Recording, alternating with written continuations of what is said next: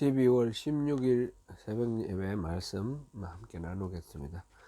오늘 함께 나눌 말씀은 누가복음 10장 5절부터 16절까지 말씀입니다. 함께 봉독하시겠습니다. 누가복음 10장 5절부터 16절까지 말씀입니다. 어느 집에 들어가든지 먼저 말하되 이 집이 평안할지어다 하라. 만일 평안을 받을 사람이 거기 있으면 너희의 평안이 그에게 머물 것이요 그렇지 않으면 너희에게로 돌아오리라. 그 집에 유하며 주는 것을 먹고 마시라. 일꾼이 그 삭을 받는 것이 마땅하니라. 이 집에서 저 집으로 옮기지 말라. 어느 동네에 들어가든지 너희를 영접하거든 너희 앞에 차려놓는 것을 먹고 거기 있는 병자들을 고치고 또 말하기를 하나님의 나라가 너희에게 가까이 왔다 하라. 어느 동네에 들어가든지 너희를 영접하지 아니하거든 그 거리로 나와서 말하되 너희 동네에서 우리 발에 묻은 먼지도 너희에게 떨어버리노라. 그러나 하나님의 나라가 가까이 온 줄을 알라 하라. 내가 너희에게 말하노니 그날에 소돔이 그 동네보다 견디기 쉬우리라. 화했을진저 고라시나 화했을진저 벳세다야. 너희에게 행한 모든 권능을 두루와 시돈에서 행하였더라면 그들이 벌써 베옷을 입고 제에 앉아 회개하였으리라. 심판때에 두루와 시돈이 너희보다 견디기 쉬우리라. 가버나움아 내가 하늘에까지 높아지겠느냐 엄부에까지 낮아지리라. 너희 말을 듣는 자는 곧 내 말을 듣는 것이고 너희를 저버리는 자는 곧 나를 저버리는 것이요 나를 저버리는 자는 나 보내신 이를 저버리는 것이라 하시니라. 아멘.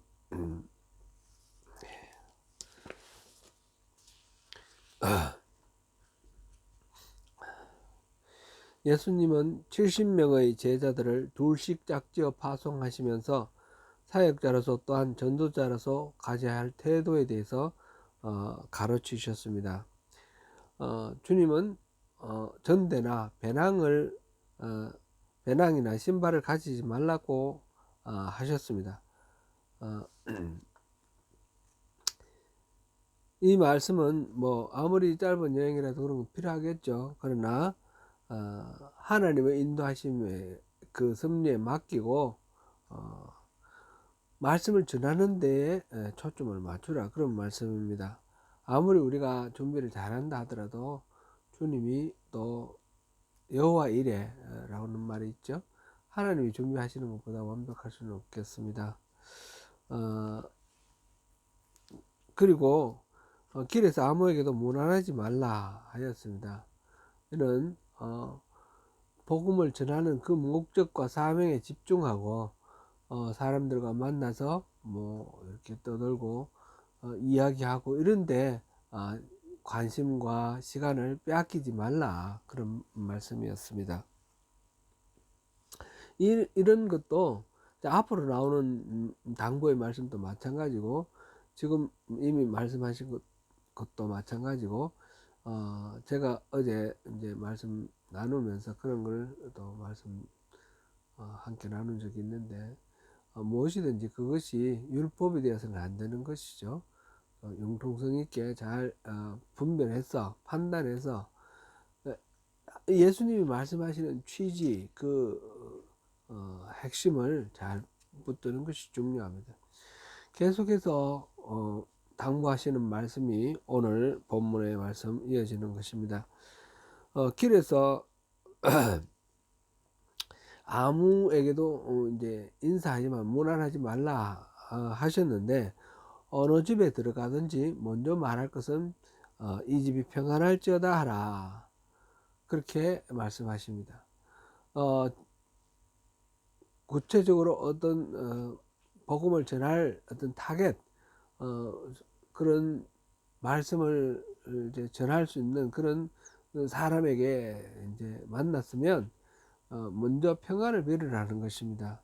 만일 그 사람이 평안을 받을 만하면 평안이 거기에 같이 있을 것이고 그 사람이 평안을 받을 만한 사람이 아니라면 곧 복음을 거부하고 또 복음을 전하는 사람을 적대하고 이런 사람이라 그러면 우리가 빈 평안이 우리에게 다시 돌아올 것이니까 그 빈 평안을 받지 않는다고 해서 뭐 억울해하거나 분노하거나 그럴 일은 아니라는 것이죠.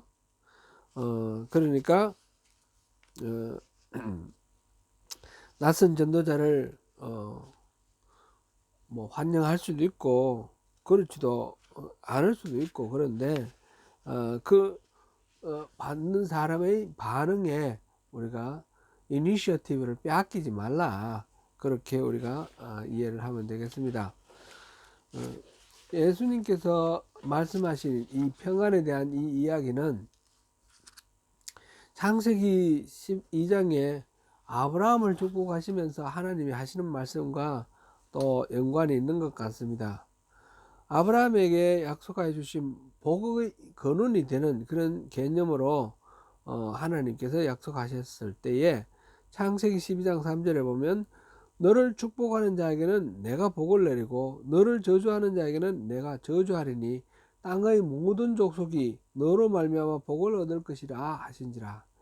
너는 복이다 라고 말씀하시면서 이 말씀을 주셨습니다. 아브라함을 복의 근원, 복 자체로 생각하신 하나님께서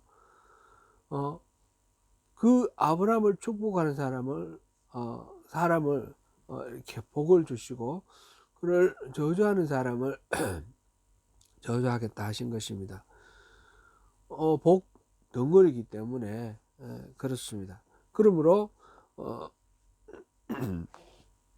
우리가 누군가 이렇게 복음을 전하고 축복하고 하는 과정 속에서 받아들이지 않더라도 마음의 상처를 받을 필요는 없다 하는 것을 우리가 생각하면 좋겠습니다. 이 말씀을 생각하니까 이사나라는 시인 있죠. 이사나 시인이 발표한 시가 생각이 납니다. 그분이 제목이 나무인데 이렇게 말했어요. 나를 찍으라. 그럼 난 그대 도끼 날에 향기를 묻혀주마. 나무가 자기를 찍어 쓰러뜨리는 그 도끼에게 원한을 품고 대적하는 것이 아니라 그 도끼에게 향기를 묻혀주겠다라고 합니다. 참, 이 향나무겠죠? 이 나무의 정신, 이 나무의 마음, 너무나 참 우리가 아름답다, 감동이 되는 그런 표현입니다. 누군가가 우리를 괴롭히고 누군가 우리에게 우리의 어떤 선한 의도에 대해서 뭐 악하게 반응한다 할지라도 그것 때문에 좌절하지 말고, 그로 인하여 우리를 만나는 그 사실로 인하여 그의 삶의 향기가 배인다면 그것으로 우리가 의미를 가치를 두고 의미를 발견할 수 있다, 이렇게 생각하면 참 고귀한 그런 생각이죠. 그리고 이제 계속해서 말씀하십니다. 만일 그 집에 머물게 되었다면 뭐라고 하셨나요?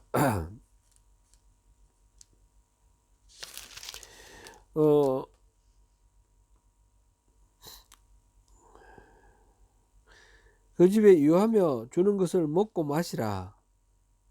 일꾼이 그 삭슬 받는 것이 마땅하니라. 이 집에서 저 집으로 옮기지 말라 그랬습니다. 우리가 복음을 전할 때 받아들이고 또 우리를 대접을 한다면 그것으로 인하여 미안해하거나 또는 뭐 부담스러워 할 필요는 없다는 것입니다. 일꾼이 삭슬 받는 것이 마땅하다 그랬는데 복음은 그만큼 가치 있는 것이기 때문에 복음을 전하는 것은 충분히 우리가 존중받을 만한 그런 가치 있는 일이다라는 것입니다. 물론 그렇다고 해서 뭐 뻑이거나 뭐 우쭐대거나 그렇게 하라는 의미는 아니죠. 그게 아니라 우리를 대접하는 사람에게 지나치게 쭈뼛거리거나 저 자세로 갈 필요가 없고, 그만큼 복음은 가치 있는 것이고, 복음을 전하는 이 일은 의미가 있는 일이다라는 자부심을 가지고 그 일을 하라는 것입니다. 그러면서 12제자에게도 그 말씀을 하셨는데, 대접하는 자의 집에서 이 집에서 저 집으로 옮기지 마라. 누가 더 잘 대접하느냐 경쟁의 마음을 갖게 하지 말고 잘 한 집에 지금 복음을 전하러 간 상태예요. 한 집에서 그대로 머물면서 있으라, 그런 말씀입니다. 우리 그런 말씀 있죠. 신방할 때 이 집에서 맛있다면 저 집에 좀 똑같은 걸 뭐 계속해서 뭐 한다, 이런 말씀도 있고, 또 서로 경쟁해서 더 다른 맛있는 것을 준비하기 위해서 애쓰시고 그런 경우들도 있는데, 그렇게 하게 하지 말라는 것입니다. 복음 전하는 데 집중하고, 잘 먹고 뭐 이렇게 대접받고 이런 데도 마음 뺏기지 말고, 가치가 있는 일이니까 그 자부심을 가지고 소박하게 있는 그대로 그렇게 말씀 전하는 데 집중하면서 그렇게 전도하라, 그런 말씀이고요. 계속해서 어느 동네에 들어가든지 너희를 영접하거든 너희 앞에 차려놓는 것을 먹고 거기 있는 병자들을 고치고 또 말하기를 하나님의 나라가 너희에게 가까이 왔다라. 이 어느 동네, 아까 앞에는 어느 집에 들어가거든 그랬고, 어느 동네에 들어가거든 이렇게 했는데, 영접하거든 차려놓는 것을 먹고 병자들을 고치고 하나님의 나라가 너에게 가까이 왔다라고 하라. 여기에는 우리가 생각하는 것 이상으로 중요한 어떤 문제가 있습니다. 그것은 이스라엘 사람들이 원래 이제 먹는 문제가 굉장히 중요한 문제입니다. 그래서 우리가 뭐 갈라디아서에서도 그런 걸 보았지만, 이방인들과 함께 먹는 자리에 함께 가지 않는 것이 유대인들의 보통 어떤 반응입니다. 먹는 것이 이제 특별히 이제 예수님 당시에 보면 이방인들의 마을에서 먹는 음식들, 거기에는 바울 사도도 그렇고요. 우상에게 제사를 드리는 그런 음식들, 그런 음식들이 나오는 경우들도 많고, 그래서 이 정결 문제, 먹는 음식을 정결의 문제로 보면 다른 사람들과 같이 한 자리에 앉아서 식사하는 것이 굉장히 어려움이 있습니다. 그래서 유대인들은 이방인들과 같이 식탁에 앉지 않습니다. 이방인들의 식사 대접을 잘 받지 않습니다. 최근에 어느 목사님, 이제 이스라엘에 유학 가 있는 어느 목사님의 글을 봤는데, 아주 절친이 있다는 거죠. 몇 년 동안, 5, 6년 동안 같이 알게 되었고, 같이 공부하면서 절친이 있는데, 그 집에는 초청을 해서 여러 번 가서 식사를 대접을 받았답니다. 근데 자기 집에 초청을 하니까 절대로 오지 않는데요. 이거는 초청을 하는 것 자체는 굉장히 다른 거죠. 많이 달라진 것이죠. 유대인으로서. 그런데 초청해서 자기가 준비하는 음식은 하나님의 말씀에 맞게 정결한 음식을 준비를 할 수가 있는데, 지금 이 한국 목사님이 초대를 할 경우에는 그건 확신할 수가 없으니까, 그러니까 초대에 응하지 않는 거예요. 그렇게 대놓고 말하지는 않지만 이 목사님이 이제 짐작을 하는 거죠. 절대로 초대를 하면 오지를 않는데요. 그래서 이런 문제가 있습니다.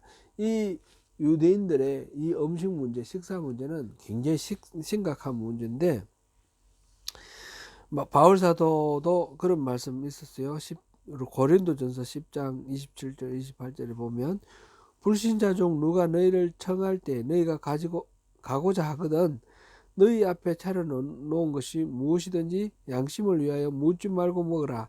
누가 너희에게 이것이 재물이라 말하거든 알게 한 자와 그 양심을 위하여 먹지 말라.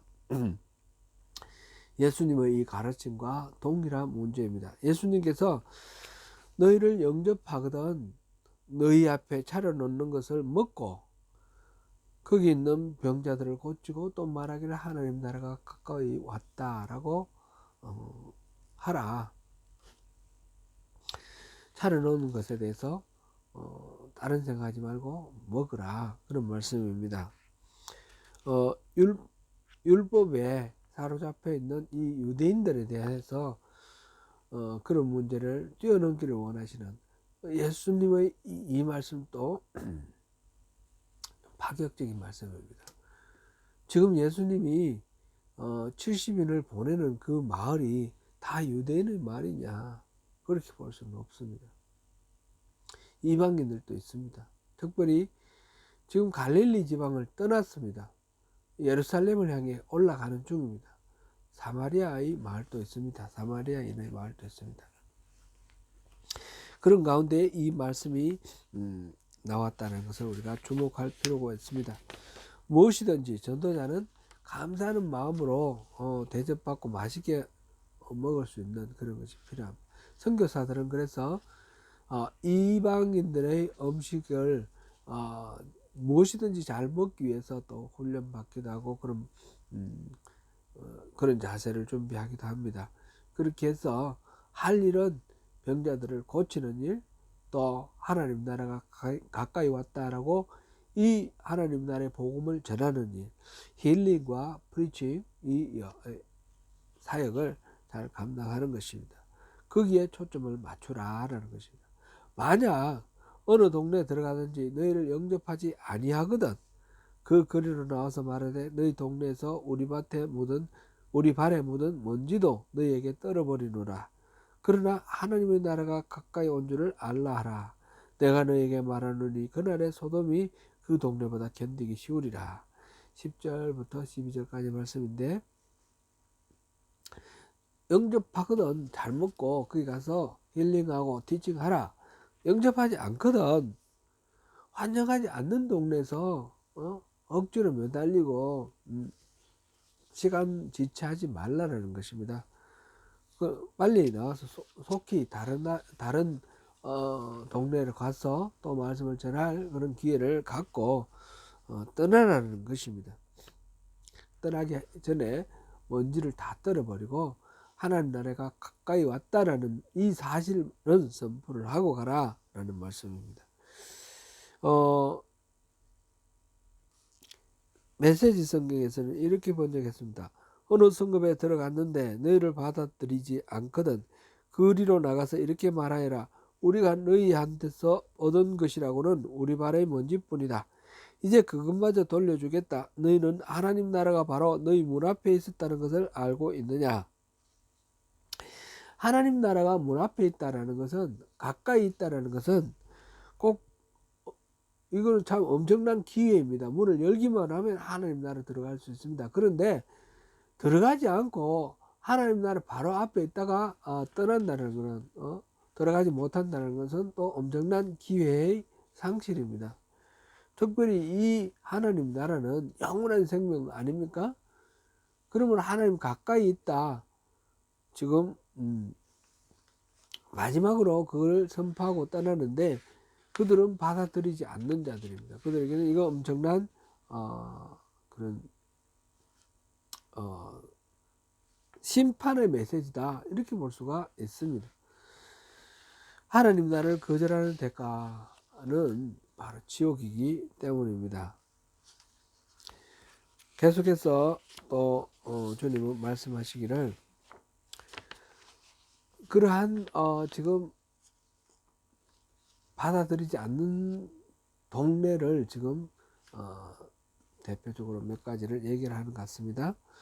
화이슬진저 고라시나 화이슬진저 베세다야 너에게 행한 모든 권능을 두로와 시돈에서 행하였더라면 그들이 벌써 베옷을 입고 제에 앉아 회개하였으리라. 심판 때 두로와 시돈이 너희보다 견디기가 쉬우리라. 가버나움아 내가 하늘에까지 높아지겠느냐 음부에까지 낮아지리라. 10절부터 15절 말씀입니다. 고라시는 가버나움에서 동북쪽으로 5km 정도 떨어진 곳에 있다 그랬습니다. 벳세다도 가버나움에서 약간 동쪽으로 떨어져 있는 해변가의 그런 마을이었죠. 고라신이나 이 벳세다나 바로 가버나움을 중심으로 해서 멀리 떨어져 있지 않는 아주 가까이 있는 그런 동네입니다. 가버나움은 예수님께서 지금 갈릴리 지방 사역을 할 때 중심적으로 활동을 하셨던 그런 마을이죠, 도시죠. 가버나움을 중심으로 해서 갈릴리 호수를 건너가기도 하고 또 돌아오기도 하고 이러면서 갈릴리 사역을 하셨습니다. 그만큼 이 도시들은 중요한 도시들이었는데, 그런데 이 가버나움 중심에 이 고라신과 벳세다를 말씀하시면서 화있을진저 말씀하셨습니다. 이 너희들에게 행한 모든 권능을 두로와 시돈에서 행했더라면 벌써 베옷에 입고 제에 앉았을 것이다. 두로와 시돈은 이방인의 나라죠. 페니키아의 중요한 도시, 이 갈릴리 지방의 해안에 있습니다.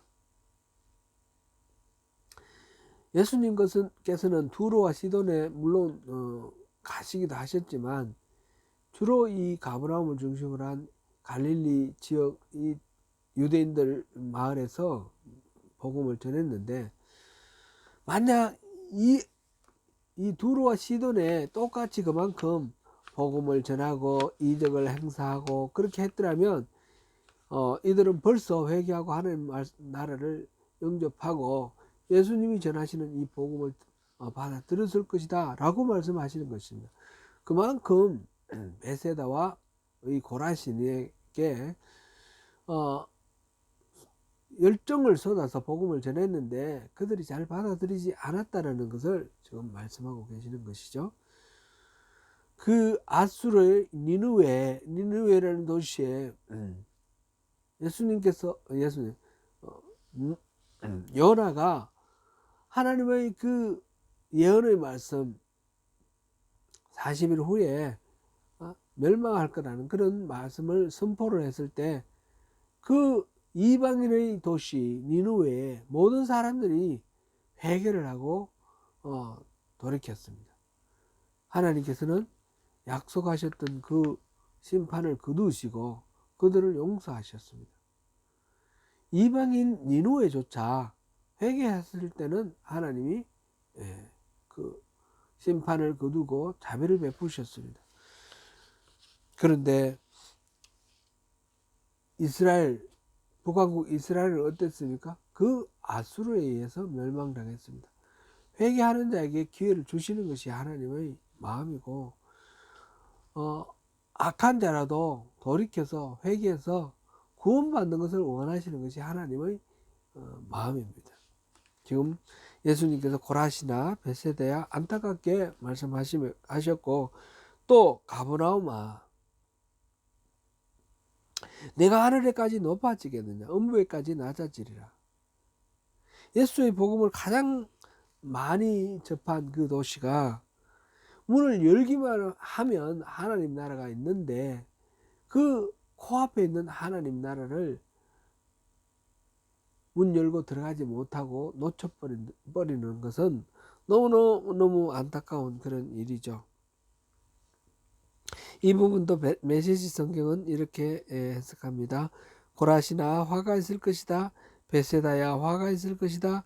너에게 주어진 기회의 절반만 두루와 시돈에게 주어졌어도 그들은 오래전에 무릎 꿇고 회개하며 자비를 구했을 것이다. 심판날에 두루와 시돈이 너희보다 견디기 쉬울 것이다. 그런 말씀을 하셨습니다. 계속해서 16절 말씀입니다. 너희 말을 듣는 자는 곧 내 말을 듣는 것이고 너희를 저버리는 자는 곧 나를 저버리는 것이요 나를 저버리는 자는 나 보내신 이를 저버리는 것이라 하시니라. 예, 마지막으로 주님은 제자들에게 주님을 대신하여 파송받은 전도자로서의 권위와 책임에 대해서 말씀하셨습니다. 너희 말을 듣는 것은 내 말을 듣는 것이다. 이렇게 말씀하셨습니다. 너희를 저버리는 자는 나를 저버리는 것이고 나를 보내시니 하나님을 저버리는 것이다.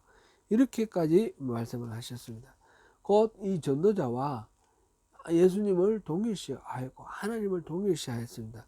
그만큼 이 제자들에게 자신들의 하는 일에 가치를 자부심을 가지고 가치를 느끼기를 원하셨고 이렇게 권위를 세워주셨습니다. 이 말씀은 또한 동시에 전도자에게 무거운 책임을 지어주신 것과 마찬가지입니다.